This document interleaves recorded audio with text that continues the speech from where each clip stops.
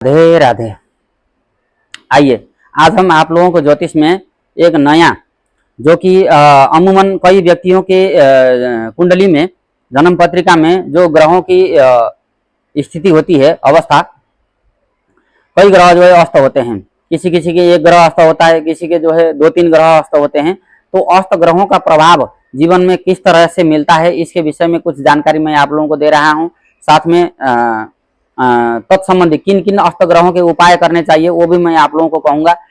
तो वीडियो आप लोग इसकी किए बिना देखिए, और आप लोग स्वयं अपनी कुंडली चार्ट है ना, आजकल मोबाइल में सब निकल जाता है, वहां से देख करके अपना निकाल करके आप लोग जान पाएंगे कि कौन सा ग्रह मेरा अस्त है और इसके लिए मुझे क्या करना चाहिए या फिर किस तरह का फल मिलेगा, ये आप लोग स्वयं जान पाएंगे।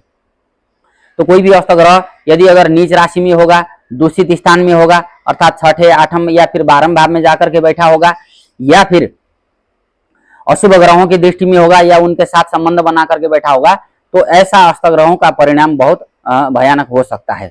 ऐसे ग्रहों का उपाय आप लोगों को करना चाहिए। दूसरा, यदि कोई भी शुभ ग्रह जैसे कि चंद्रमा, बुध, शुक्र है ना, और गुरु, बृहस्पति, ये शुभ ग्रह यदि अगर अस्त हैं और शुभ स्थान में भी बैठे हैं, फिर भी अस्त हैं, तो ये और ज्यादा हानिकारक होते हैं। इनका हानि जो खराब फल है वो अधिक मात्रा में मिलता है, तो इनका भी निश्चित रूप से आप लोगों को उपाय करना चाहिए। तीसरा नियम कहता है कि यदि अगर अस्त ग्रहों की दशा, अंतरदशा यदि अगर चल रही है, तो ऐसे समय में व्यक्ति को उस ग्रहों के आधार पर है ना, कारक विषयों के आधार पर गंभीर दुर्घटना, बीमारी, चोट इत्यादि, या फिर कई तरह के संघर्षों का सामना करना पड़ सकता है। इसकी संभावना भी अधिक रहती है।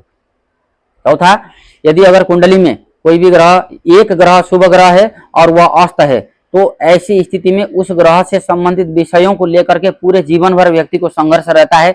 इसलिए उस ग्रह से संबंधित उपाय आप लोगों को जरूर करना चाहिए।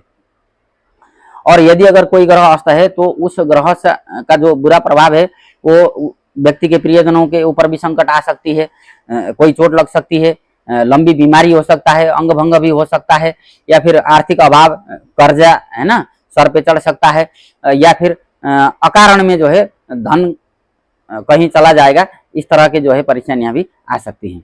कोई भी ग्रह यदि अगर योग कारक है लेकिन अस्त है, तो ऐसे ग्रहों का उपाय सबसे पहले कर लेना चाहिए, ताकि योग कारक ग्रहों का शुभ फल आपके जीवन में प्राप्त हो सके। इसी प्रकार से यदि अगर कोई ग्रह अस्त होता है, तो अस्त होने का तात्पर्य यह है कि ग्रह जो है सूर्य के बहुत नजदीक चला गया है। तो यहाँ पर सूर्य की ऊर्जा के कारण जो है वो ग्रह की जो शक्ति है वो कम हो जाती है, और उसका प्रभाव भी जो है व्यक्ति के जीवन में कम मिलता है। इसलिए ऐसे ग्रहों का उपाय जरूर कर लेना चाहिए। राधे।